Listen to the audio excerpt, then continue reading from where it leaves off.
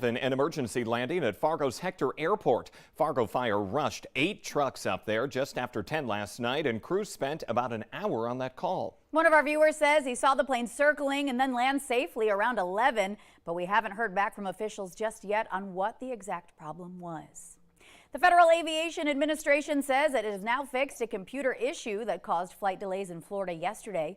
Those delays cascaded to other major airports, eventually causing more than 7,000 flight delays around the U.S. And it looks like rough weather to the south is impacting us right here in the valley this morning. So far, 2 morning flights are canceled, 2 others delayed. In Grand Forks, one arrival from Minneapolis was canceled, another delayed, and we're seeing 2 flights to Minneapolis also scrubbed. That's because they're dealing with some nasty weather in southern Minnesota. Breaking it all down for us this morning, meteorologist Lisa Green. Morning, Lisa. Good morning. Yes, that storm system, the track of it, moving more south of us here in the valley. So they are taking the brunt of it in Minneapolis today, down towards Sioux Falls as well. That's where we have that winter storm warning in effect. We have a few counties on the winter weather advisory in blue here, including Grant, Traverse, and Roberts County this morning, and that lasts until 6 p.m. tonight.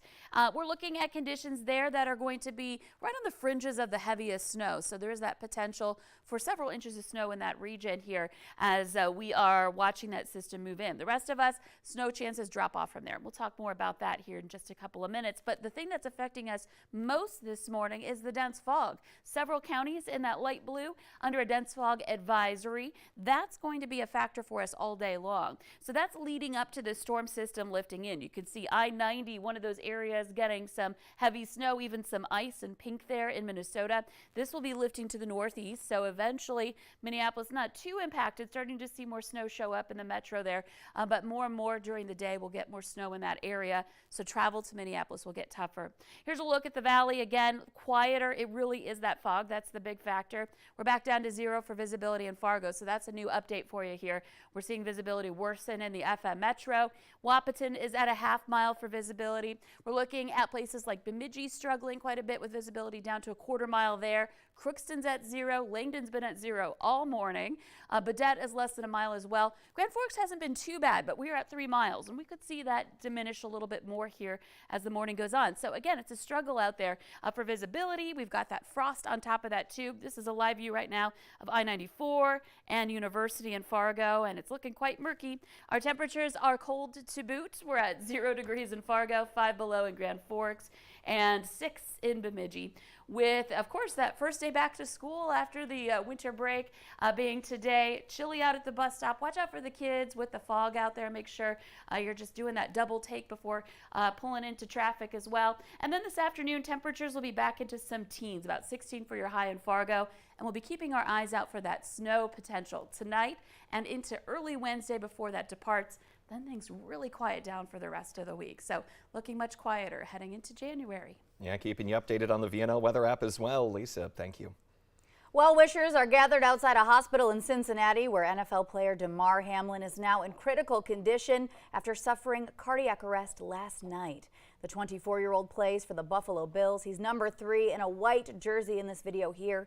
He briefly got up to his feet after making a tackle, but then he fell back down onto his back. Hamlin was given CPR for nearly 10 minutes before being carted away in an ambulance. The Buffalo Bills say that Hamlin's heartbeat was restored on the field. He's now undergoing more tests and treatment. Coming weekends are expected to be busy at the Mall of America in Bloomington, and mall staff say visitors should expect to see heightened security, including random bag checks. The checks are part of a multi-layered security strategy just days after a deadly shooting at Nordstrom. Prosecutors have filed charges against 4 suspects so far. They're all teenagers, one of them still on the loose. A Minnesota family grieving the loss of a man in a house fire near Alexandria. It happened Sunday night along County Road 102 in Miltona. The victim's son was in a nearby shed when he spotted the fire. The Douglas County Sheriff's Office says the man tried to get to his elderly father but was pushed back by the flames and smoke. Fire crews then found the body of 85-year-old Gene DeMartelaire and his dog after putting out the fire. The cause is being investigated. Police are now releasing the name of the woman killed after being hit by a car on I-29 south of Fargo over the weekend. The North Dakota Highway Patrol identifies her as 19-year-old Destiny Tuttle of Santee, Nebraska. Troopers say she was standing in the left lane of traffic near Oxbow just before 6 Sunday morning when she was hit. They say the driver hit the brakes and swerved, but ended up hitting her. He is not being charged. We will be live streaming today's State of the State address by North Dakota Governor Doug Burgum. He'll address a joint session of the state legislature at 1 p.m. You can see it at valleynewslive.com. Former Moorhead Mayor Jonathan Judd did the honors at the inauguration of Minnesota Governor Tim Walz. Yesterday's swearing in included Lieutenant Governor Peggy Flanagan and Attorney General Keith Ellison, among others. Walz is vowing to pass a sweeping agenda that includes record spending on education, an end to child poverty, and the protection of a woman's right to choose. He says he will take advantage of the new DFL control of both houses of the Minnesota legislature that starts today. Meanwhile, the legislation codifying abortion rights into Minnesota state law is getting its first public hearing on Thursday. The House Health, Finance, and Policy Committee will meet to hear the Protect Reproductive Options Act. You can submit written testimony or sign up to testify by contacting the committee administrator by tomorrow. That's the deadline. We have a link at valleynewslive.com. Minnesota among the states implementing new minimum wage rules as of January 1st. The hourly rate rose Sunday in 23 states in an effort to account for cost of living increases. The increase will directly affect nearly 8.5 million workers. Minnesota's minimum wage now jumping to $10.59 an hour for large employers and $8.63 for small employers. The federal minimum wage of $7.25 has not changed since 2009. West Fargo Fire Chief Dan Fuller says he'll ask the City Commission for more firefighters at tonight's commission meeting. Right now, the department is looking to hire 1 new firefighter and 2 battalion chiefs this month, along with 9 new firefighters and a receptionist in July and a fire inspector in October. Fuller is also asking to move up the hiring date of 3 firefighters from July to February and the remaining 6 firefighters from July to May. The holidays are over, and if your house or apartment is still a little cluttered, you're not alone. Some people in Moorhead say their garbage has been piling up for weeks without any pickups. One North Moorhead resident says her trash gets picked up by Waste Management and receives text alerts letting her know when her trash will be removed. But a truck has yet to show up. She's had to take matters into her own hands by taking the garbage to a local landfill at an additional cost to her. Me and my husband just put on the gloves and throw it in the back of the pickup. I had 13 people at my house for Christmas Eve dinner, and the last thing I wanted was for people to come in and see a mountain of trash at the end of my driveway. A Waste Management spokesperson says affected customers will be credited for missed pickups, and we'll follow up on this story.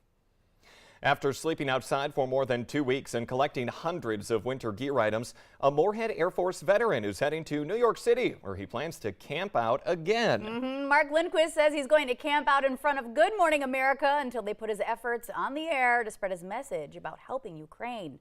Lindquist is collecting items to bring to Ukrainian refugees who are going through winter, sometimes without power. Now, he was camped outside of our station and a few other spots around Fargo, and it was often well below zero there leading up to Christmas. He says he's hoping more people will join him in his efforts. Readers of all ages are invited to take part in the Fargo Public Library Winter Reading Program. Runs now through February 26. Just check out their website to register and look through events and challenges that you might want to participate in. Yeah, in case that's part of your New Year's resolution. Read a little bit more, helping you out. Well, the Today Show and CBS Mornings are just about to start, but the Valley Today rolls on. And so does Pikachu.